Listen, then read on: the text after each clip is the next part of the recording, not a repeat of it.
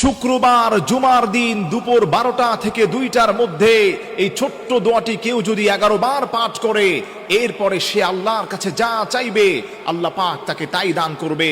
আপনি জানলে অবাক হয়ে যাবেন। জুমার দিন হচ্ছে অত্যন্ত গুরুত্বপূর্ণ, যাকে হাদিসের ভাষ্য মতে সাইয়্যিদুল আইয়াম বলা হয়। আল্লাহর হাবিব সাল্লাল্লাহু আলাইহি সাল্লাম বলে দিয়েছেন, এই জুমার দিন হচ্ছে আল্লাহর কাছে অত্যন্ত প্রিয়। তার কারণ হলো এই জুমার দিনে আল্লাহ রাব্বুল আলামিন হযরত আদম আলাইহিস সালাতু ওয়াস সালামকে সৃষ্টি করেছেন।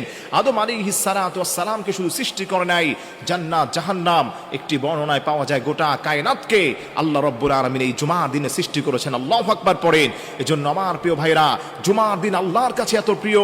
আল্লাহর হাবিব বলেন, এই জুমার দিনে কেউ যদি বেশি বেশি আল্লাহর কাছে দোয়া করতে পারে, আল্লাহ ওই গোলামের দোয়াগুলোকে কবুল করেন। এবং স্পেশালি যদি কিছু দোয়া পড়ে, কিছু নাম নিয়ে দোয়া করে, আল্লাহ তৎক্ষণাৎ ওই দোয়াকে কবুল করে নেন।